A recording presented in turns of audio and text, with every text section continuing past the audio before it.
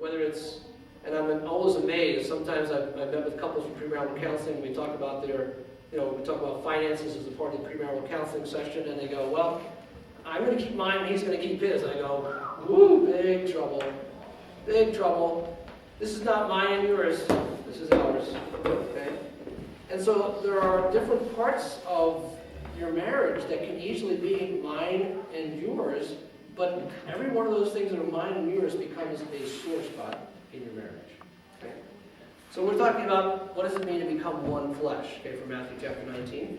Somebody else, what's your concept about that? What's your concept about that?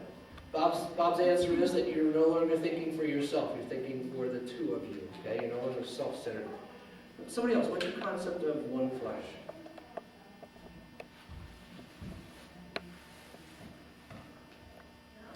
No concept, huh?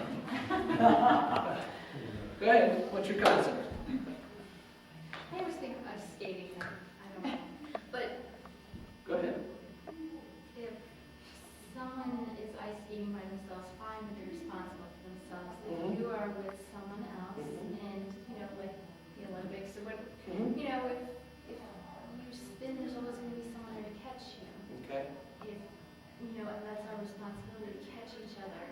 Okay. And to push off of each other in new ways.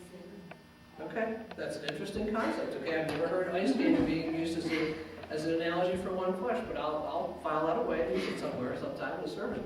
Okay, all right, that works for me. Okay, there's a sense of the person always being there for you. Okay, you're no longer alone. All right, what else? One flesh concept. Anything else? Or is like that cleaving. Okay. And even in the movie, and I don't know if you showed that clip. We did show the clip where there's salt and pepper. Yeah. And in Scripture, where it says you cleave to one another and you're not separated. Okay. There is no separation. No matter what.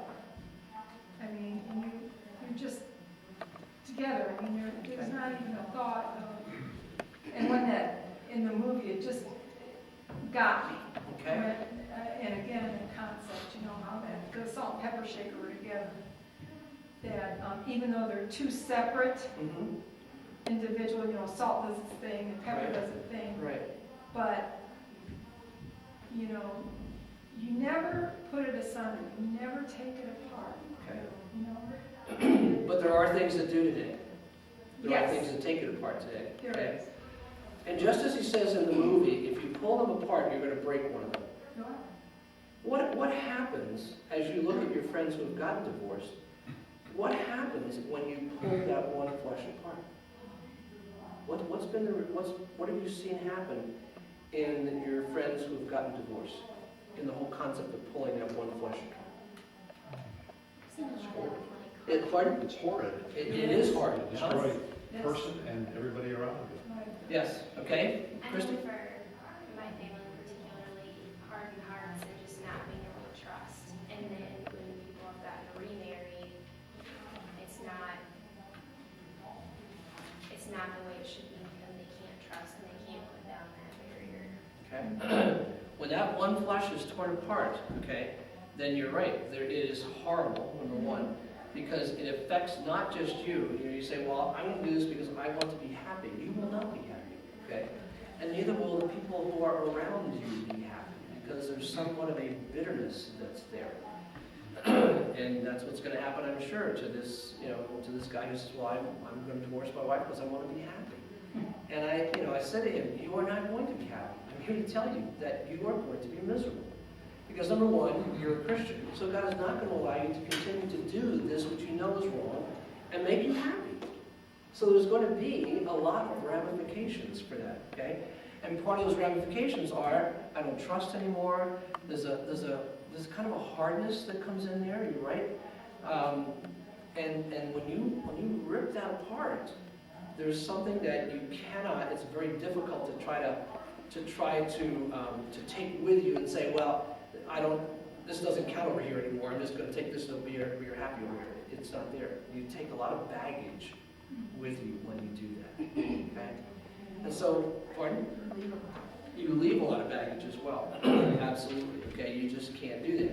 Now, you bring a lot of baggage to your marriage, but when you go, if you divorce, you take a lot of that same baggage with you. Okay? Remember what we talked about, that God doesn't want you to be happy, He wants you to be holy, and He's given you this marriage partner to make you holy. Well, you bring this baggage into the marriage, and your spouse is being used by God to help you to deal with that baggage in your life. Well, if you bail on that, you just take the baggage somewhere else. And if you get into another relationship, you just take the baggage into that relationship. Okay? Until you deal with the baggage, until you allow God to use somebody like your spouse to help you to deal with the baggage. Okay? Now, he talks a lot about covenant here. And I want to go first of all to Ecclesiastes chapter 5. To Ecclesiastes chapter 5.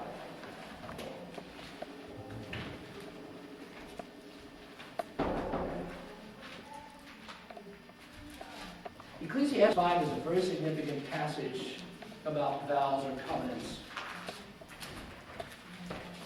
And let me begin at verse 1 and read down through verse 6. Ecclesiastes chapter 5. Okay, get the Psalms, Proverbs, Ecclesiastes. Okay? Ecclesiastes chapter 5. I'm going to wait till you all get there so we can read it together. Ecclesiastes 5, beginning verse 1. He says this. He says, guard your steps when you go to the house of God. Go near to listen rather than to offer the sacrifice of fools who do not know that they do wrong. Do not be quick with your mouth. Do not be hasty in your heart to utter anything before God. God is in heaven and you are on earth, so let your words be few. As a dream comes when there are many cares, so the speech of a fool when there are many words. When you make a vow to God, do not delay in fulfilling it. He has no pleasure in fools. Fulfill your vow. It is better not to vow than to make a vow and not fulfill it. Do not let your mouth lead you into sin, and do not protest to the temple messenger, my vow was a mistake. Why should God be angry at what you say and destroy the work of your hands? Much dreaming and many words are meaningless. Therefore stand in awe of God. Have you ever read that passage before? What's significant about it? What is significant about that particular passage? Janet, what's significant about it? Yeah, it said that you should not make a vow to God if you don't mean it. Okay. Is that right? Absolutely. Absolutely. Now, when we think about the vows that we made, and we're going to talk about those vows in just a minute. When you think about the vows that we made, and he repeats some of those in the video clip, for better or worse, richer, poor, sickness, health, so forth. We're going to talk about those in a minute. But when you think about those vows, and the day you got married, did you really think about the significance of those vows? No, you really didn't. I mean, you just, looked into each other's eyes and you said, yes, for richer, for worse, You had not a clue. Not a clue. And one of the things that I do in premarital counseling is we take a session and we say, we know you're going to make those vows, okay? But let's assume that some things are going to happen to really test those vows. How will you react? And I throw out things that they've never thought about before. And so what about if you have, if you're pregnant with a child and you miscarry and the child dies, how would you? They've never thought about that. What happens if you have a child and it has a major problem, a major deformity, whatever? Well, how will you deal with that? What happens if after 5 years of marriage, one of you becomes ill? We were just looking at some pictures the other day from somebody at my former church, and we were going, wow, who was that in the picture? And then I realized it was a couple that I married, and 5 years into their marriage, she became very ill. And they had a child by that time, a very small child, and she became very ill. It's a sickness she's going to have for the rest of her life. How will you deal with that? What happens when your husband loses his job, which is the thing that gives him great significance, and he's out of work for a while, he's trying and trying? How will you deal with that?